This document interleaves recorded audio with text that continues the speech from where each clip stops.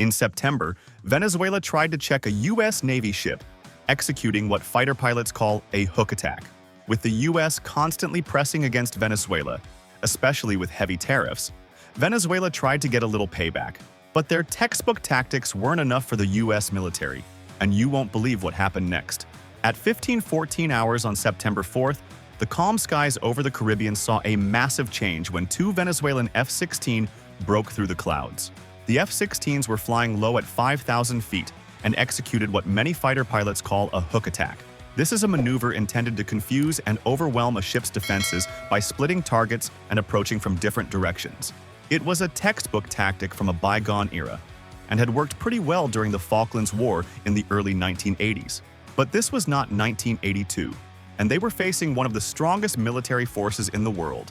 Their target was the USS Jason Dunham, an Arleigh Burke-class guided missile destroyer equipped with the Aegis combat system. This is one of the most advanced naval defense networks ever built. This destroyer is literally a floating fortress of radar arrays, missile batteries, electronic countermeasures, and automated guns that can track and engage multiple threats at once. As one can expect, the USS Jason Dunham is way more advanced than the Venezuelan Air Force's F-16, which are a relic of another age. It was acquired in the early 1980s and was among the earliest variants of the fighter. At the time, they represented the cutting edge of Western air power. 4 decades later, these jets were very outdated, under-maintained, and unequipped for the realities of 21st century combat, even if it's just a hook attack. Their analog instrument panels, aging wiring, and unreliable radar systems show how Venezuela has been struggling with military sanctions and economic collapse. They lack access to U.S. parts and upgrades, so their maintenance crews have been improvising. The systems are patched with scavenged components, and the circuit boards are held together by solder. Even the F-16 engines had exceeded their design life by thousands of hours, and electronic warfare suites haven't been updated in over a decade. Despite these limitations, the Venezuelan government has no choice but to keep using the F-16. They weren't planning to attack the U.S., but Venezuela wanted to check the U.S. Navy ship and provoke a reaction. They wanted footage of their Air Force standing up to the United States after all the tariffs. As the two F-16s closed in on the destroyer, the lead pilot rolled inverted and began his dive toward the ship's stern. His airspeed indicator, an old analog dial, spun past 500 knots. Then his wingman followed protocol and broke low and fast, skimming the water's surface to divide the ship's defenses. In theory, a hook attack like this should have forced the destroyer to split its attention between two simultaneous threats. But in practice, this tactic is very obsolete. The Jason Dunham's radar arrays instantly locked onto both aircraft, and its computer systems assigned each target to separate defensive systems. Meanwhile, the destroyer's SPY-1 radar was not merely tracking the aircraft but actually dissecting them. The radar's high-frequency pulses bounced off the fighters 30 times per second and provided complete real-time data on altitude, speed, and trajectory. Against that kind of precision, the Venezuelan pilots were flying blind.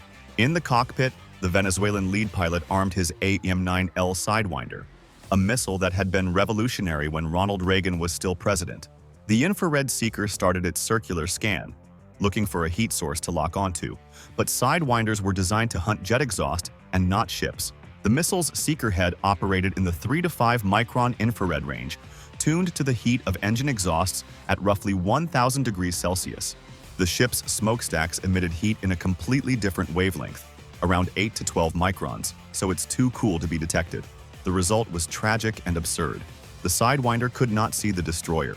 Even if it could, its effective range of 11 miles was laughable compared to modern anti-ship missiles. Venezuelan F-16s had no harpoons, no laser-guided bombs, and no GPS-enabled munitions. Their mission computers could not support such weapons. Since Venezuela could not strike the U.S. destroyer from a distance, the only weapons available were the jet's 200mm cannons. To hit the ship, the pilot would have to close to within a few hundred meters. This is a suicidal range against a vessel that can destroy supersonic missiles in flight. As the Venezuelan jets pressed their run, Jason Dunham's electronic warfare systems came to life. The Slick 32 jamming suite began transmitting false signals, inserting phantom targets into the F-16's radar displays. The lead pilot's scope was filled with multiple ghost ships, 3, 5, then none, and his wingman saw destroyers moving at impossible speeds. Lacking modern frequency-agile radars, which shift operating frequencies thousands of times per second, the Venezuelan systems were helpless against jamming. Their 9.3 GHz radar beams, unchanged since the Reagan era, were easily manipulated.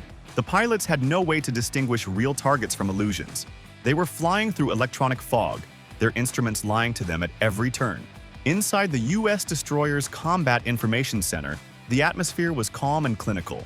Fire control operators watched the engagement unfold with detached precision.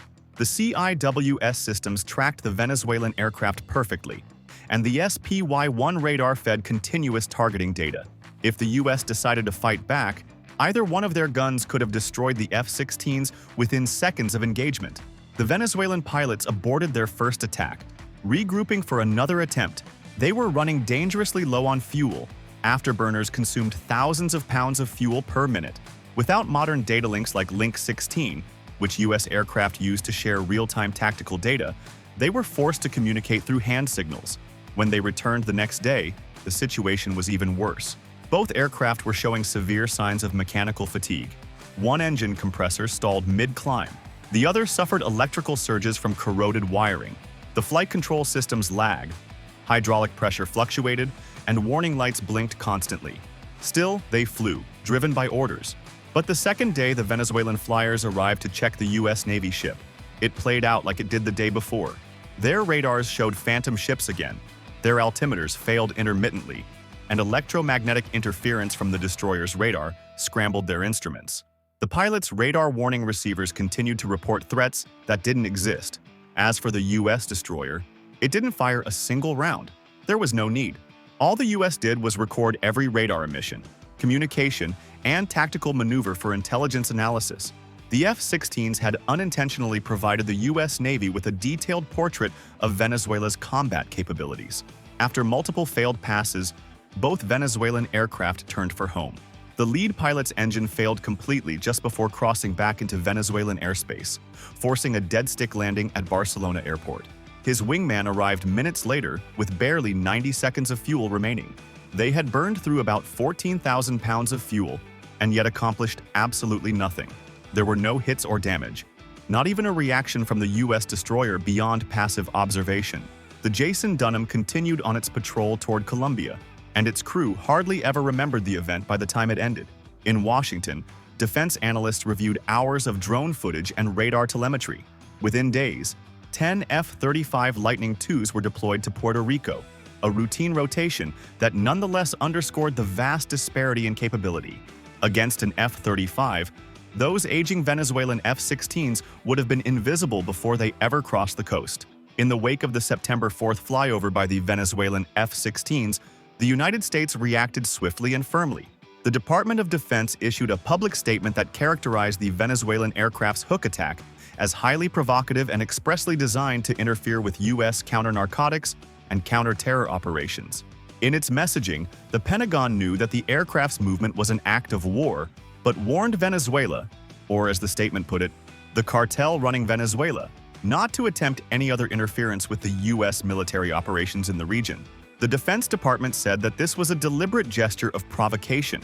At the political level, President Donald Trump weighed in. When asked what would happen if Venezuelan jets flew again over U.S. warships, he suggested that U.S. commanders would be trusted to respond appropriately.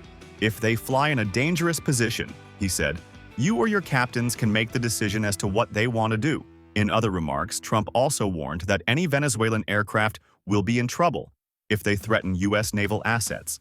Aside from the statements, the U.S. also took operational and force posture steps. Washington ordered the deployment of 10 F-35 stealth fighter jets to Puerto Rico to strengthen aerial support for Caribbean operations. Meanwhile, the U.S. has maintained a significant naval presence in the region. The Jason Dunham was operating among several destroyers and other assets mobilized to interdict narcotics trafficking. Importantly, the U.S. chose not to engage with Venezuelan fighters militarily during that incident. The Jason Dunham destroyer did not fire or retaliate. Instead, the episode became a diplomatic and strategic confrontation, with the U.S. leveraging its military assets, public statements, and warnings to deter future Venezuelan interference. But after Venezuela failed to check the U.S. Navy ship, they released a statement of their own. Venezuela's government, including its defense ministry, has described U.S. military aircraft near its coasts as acts of provocation, violations of sovereignty, and threats to national security. For example, Defense Minister Vladimir Padrino stated that 5 combat aircraft were detected near Venezuela's coast and called their presence a vulgarity, a provocation, and a threat to the security of the nation. It's no wonder they decided to attempt a hook attack. What's more, the Venezuelan president Nicolas Maduro has repeatedly claimed that the U.S. naval buildup and military pressure are geared toward regime change. He alleged that Washington is using military threats as a cover to intervene politically. In that framing, any U.S. military action is seen not merely as anti-narcotics enforcement, but as part of a broader campaign to destabilize and replace the Venezuelan government. Venezuela has also said that it would take its case to international bodies. It has called on the UN, the International Civil Aviation Organization, and Latin American regional bodies to condemn U.S. actions. Maduro is also declaring a posture of maximum preparedness, warning that any U.S. attack would promote a national mobilization and stronger resistance. The U.S. continues to accuse Venezuela of having drug cartel ties, but Venezuela has rejected them and continues to defend its military and sovereignty. Do you think Venezuela would attack again? Let's know your thoughts in the comments. Thanks for watching. Be sure to like and subscribe to stay up to date on global military events.